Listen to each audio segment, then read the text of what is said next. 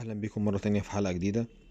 النهارده هنتكلم عن تطبيق الانستا باي، وجالي كذا سؤال الفتره اللي فاتت على ان انا لو دلوقتي عايز ابعت تحويل او فلوس من على حساب انستا باي لحساب انستا باي تاني، ولكن مش على الحساب ذات نفسه، على العنوان الخاص بانستا باي. يعني عنوان انستا باي، بتلاقي انستا باي في اللي هو العنوان الاساسي بتاعه بيبقى فيه كلمه كده، بيبقى عباره عن اللي هو الاسم المستعار وجنبيه انستا باي دوت كوم. ده كده اسمه العنوان الخاص بانستا باي. طيب دلوقتي لو انا بعت الفلوس على عنوان انستا باي، هتوصل ازاي؟ او ايه الميزه اللي موجوده؟ رقم واحد، انا مش هدخل بيانات كتير، انا هختار زي ما احنا هنشوف دلوقتي مع بعضنا.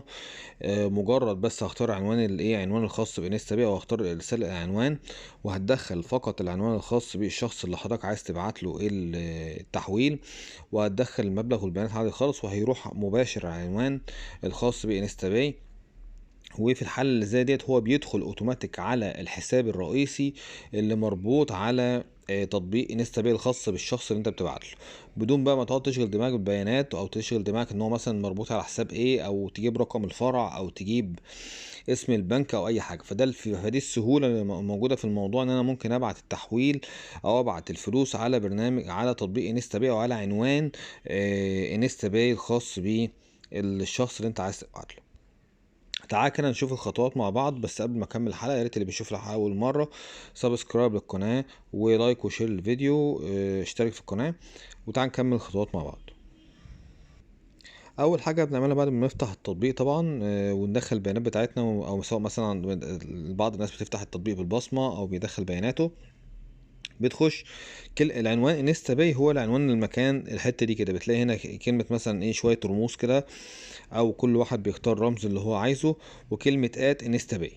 ده كده عنوان الدفع المقصود بحضرتك، وعنوان الدفع المقصود بالشخص الاخر انت ممكن تاخده منه من خلال نفس المكان، عشان لو هو مش عارف مكانه، هو ده عنوان الدفع اللي حضرتك المفروض هتبعت عليه. تمام. عشان نبعت فلوس على عنوان الدفع مباشر، بنختار اختيار اللي هو ارسال نقود. بعد كده بيدخلنا على الصفحه اللي احنا شايفينها دلوقتي. طبعا احنا المعتاد كنا بنختار حساب البنك، وبعد ما نخش نكتب بقى تفاصيل حساب البنك، واللي هو اسم البنك ايه، ورقم الفرع، وكمان اللي هو المبلغ المحول، او حسب بقى تفاصيل الحساب. وممكن تغلط في رقم حساب او كلام من ده، لكن هنا عنوان الدفع كل اللي انت بتعمله بتختار عنوان الدفع. تمام.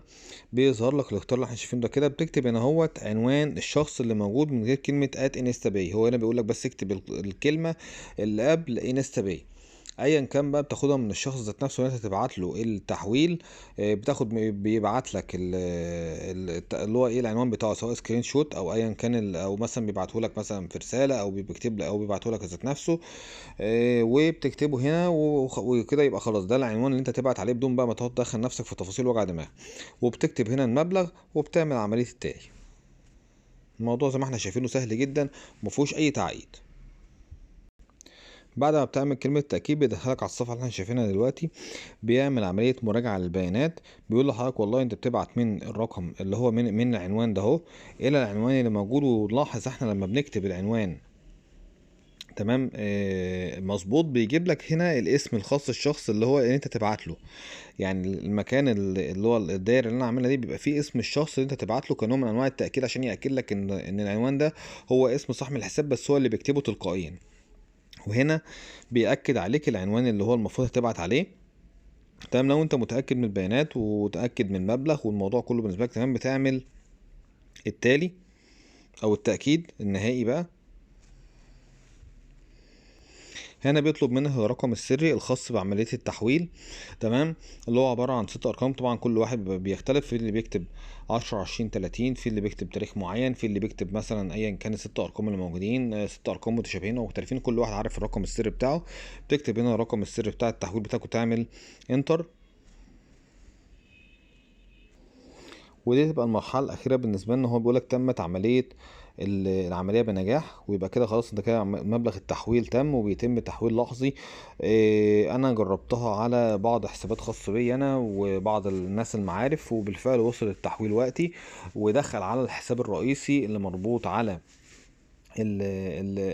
المربوط على خدمة الانستا باي بدون اي عناء. انا شايف ان الطريقه دي اسهل جدا في تحويل الفلوس اكتر كمان من ان انا اعرف رقم الحساب واشغل نفسي بتفاصيل. لان بالفعل في ناس كتير جدا لما كانت مثلا ممكن يقول لك رقم الحساب غلط، ممكن يقول لك رقم الفرع غلط، وساعتها بيبقى ممكن ساعتها الحساب ممكن يوصل يعني بشكل خاطئ، او المبلغ ممكن يوصل بشكل خاطئ. لكن مع ان احنا نبعت التحويل على العنوان الخاص بانستا، سهل جدا. انت بتاخد مجرد كلمة مكونة مثلا من 5 6 كلمات بالكتير، 5 6 حروف بالكتير، او حاجة صغيرة بتبعت عليها، بيوصل التحويل وبيخش لوحده اوتوماتيك على الحساب الرئيسي اللي مربوط على حساب انستا باي.